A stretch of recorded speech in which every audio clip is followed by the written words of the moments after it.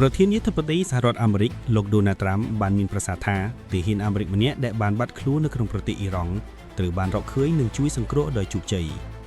តើសហរដ្ឋអាមេរិកអាចអនុវត្តប្រតិបត្តិការជួយសង្គ្រោះដ៏គ្រោះថ្នាក់បំផុតនៅលើទឹកដីសត្រូវបានយ៉ាងដូចម្តេចក្នុងវីដេអូនេះខ្ញុំនឹងពន្យល់ពីដំណើររឿងនិងកលល្បិចដែលអាមេរិកប្រើក្នុងការជួយសង្គ្រោះទាហានខ្លួនពីកងទ័ពអ៊ីរ៉ង់គោលការណ៍ដ៏តឹងរឹងមួយដែលយោធាអាមេរិកគោរពយ៉ាងខ្ជាប់ខ្ជួនគឺមិនទុកអ្នកណាម្នាក់នៅក្រោយឡើយមានន័យថាមិនមានកងទ័ពអាមេរិកខ្លាចជាចំណាក់ថ្នាំងដាច់ខាតហេតុនេះអាមេរិកហ៊ានចំណាយគ្រប់បែបយ៉ាងដើម្បីជួយសង្គ្រោះយោងតាមក្រសួងការពារជាតិអាមេរិកបានប្រើយន្តហោះសរុប176គ្រឿងនិងកងកម្លាំងពិសេសជាង100នាក់រួមទាំងភ្នាក់ងារ CIA, Delta Force និង SEAL Team 6ដោយប្រើ5ដំណាក់កាលដំណាក់កាលទី1ពេលយន្តហោះ F-15E ធ្លាក់ភ្លាមៗអ្នកបើកយន្តហោះនិងអ្នកគ្រប់គ្រងអាវុធ WSO បានលោតចេញពីយន្តហោះក្រោយរងការវាយប្រហារខណៈអ្នកបើកបរត្រូវបានជួយសង្គ្រោះបានជោគជ័យនៅថ្ងៃនោះប៉ុន្តែអ្នកគ្រប់គ្រងអាវុធ WSO ត្រូវរបួសនិងជាប់នៅក្នុងតំបន់ភ្នំដ៏លំបាកគាត់ប្រឹងរស់រានមានជីវិតដោយឡើងទៅកំពូលភ្នំខ្ពស់កម្ពស់2ម៉ៃប្រហែលជា 3.2 គីឡូម៉ែត្រហើយបានបើក GPS ស្វែងរកការជួយសង្គ្រោះដើម្បីជៀសវាងពីក្រុម IRGC ចាប់សញ្ញាបានកងទ័ពអាមេរិកមិនអាចប្រើឧបករណ៍ទាក់ទងបានទេដំណាក់កាលទី2ល្បិចរបស់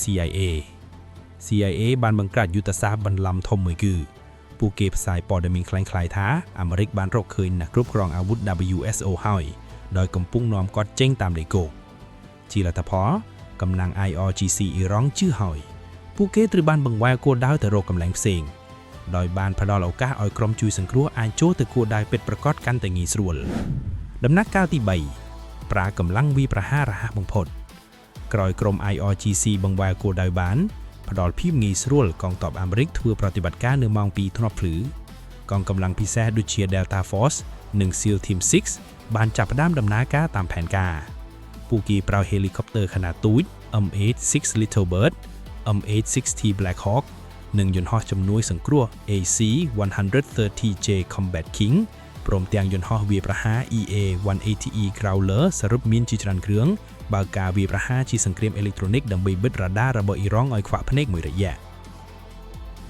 ដំណាក់កាលទី4បង្កើតមូលដ្ឋានតបបណ្ដោះអាសន្ន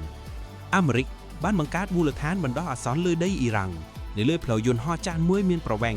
3,900 ហ្វីតដែលប្រហែល 1.18 គីឡូម៉ែត្រនៅចន្លោះទីក្រុង Sharjah និង Isfahan កងទ័ពអាមេរិកបានប្រើសម្រាប់ចោះចតយន្តហោះធុនធំ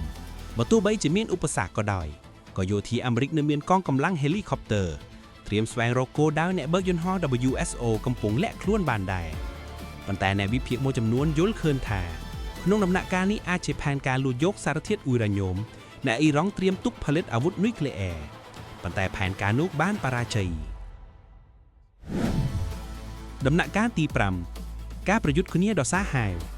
ក្រុមហេលីកុបទ័រជួយសង្គ្រោះបានហោះតាមជ្រលងភ្នំគេចេញពីមីស៊ីលអ៊ីរ៉ង់រហូតរកឃើញទីតាំងពិតប្រាកដតាម GPS កងកម្លាំងពិសេសបានបង្កើតការការពារ360ដឺក្រេខណៈនោះក្រុម IRGC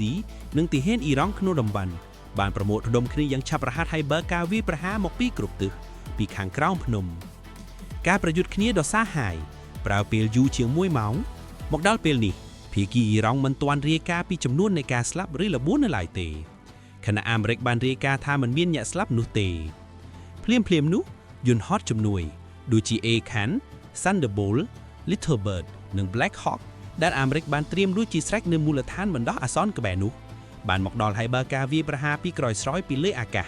លើកងទ័ពអ៊ីរ៉ង់ដើម្បីបើកផ្លូវឲ្យហេលីកុបទ័រជួយសង្គ្រោះហោះចាក់ចេញដោយសុវត្ថិភាព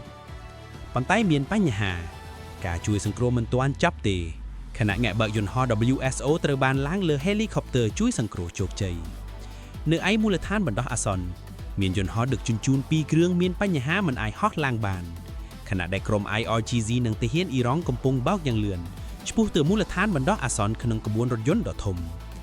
មេបញ្ជាការកងទ័ពអាមេរិកបានសម្រេចចិត្តបំផ្លាញយន្តហោះទាំងនោះដើម្បីការពារព័ត៌មានសម្ងាត់និងបច្ចេកវិទ្យាដែលអាចធ្លាក់លើដៃសត្រូវ